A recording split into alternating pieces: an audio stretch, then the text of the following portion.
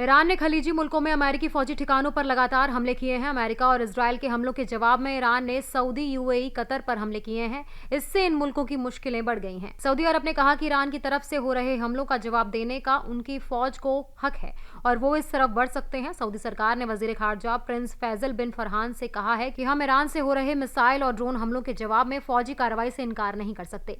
बिन फरहान ने पाकिस्तान और दूसरे मुल्कों के वज़राए खारजा के साथ बैठक के बाद ये बात कही है। पाकिस्तान और सऊदी अरब के बीच दिफाई समझौता है। ऐसे में सऊदी के सरकारी तौर पर जंग में कूदने से पाकिस्तान भी लड़ाई में जाने को मजबूर हो जाएगा। रियाद में इलाके के वज़राए खारजा की एक बैठक के बाद प्रिंस फैजल ने कहा कि ईरान हमलों के जरिए अपने पड़ोसियों पर दबाव डालने की कोशिश कर रहा है।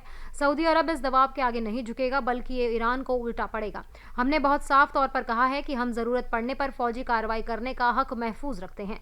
सऊदी अरब के वजीर खारजा प्रिंस फैजल बिन फरहान ने पाकिस्तान, तुर्की और मिस्र के वज़राए खारजा के साथ ईरान जंग के चलते बिगड़े हालात पर चर्चा की। सऊदी वजारत खारजा की तरफ से जारी बयान में कहा गया कि बैठक के दौरान इलाके में सिक्योरिटी और इस्तेहकाम हासिल करने के लिए बातचीत और साझा कोशिशों में तालमेल बनाए रखने पर चर्चा की गई। पाकिस्तान के डिप्टी पीएम और वजीर खारजा इशाक डार इस बैठक में मौजूद रहे। डार का इस बैठक में होना अहम है क्योंकि सऊदी अरब और पाकिस्तान के बीच नाटो स्टाइल का डिफेंस समझौता है। इस समझौते के तहत अगर सऊदी अरब पर हमला होता है तो पाकिस्तान पर हमले की सूरत में सऊदी उसकी फौजी मदद करेगा।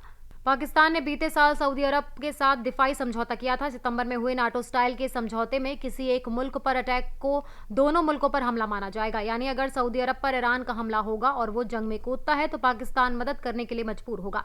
हालांकि पाकिस्तान ने ईरान पर हमले की मजम्मत की है। पाकिस्तान के आम लोगों में भी ईरान पर अमेरिका और इजरायल के हमले के खिलाफ गुस्सा है। हालांकि पाकिस्तानी लीडरान और फौजी अफसरान के सऊदी के दौरे हालिया वक्त में बढ़ गए हैं।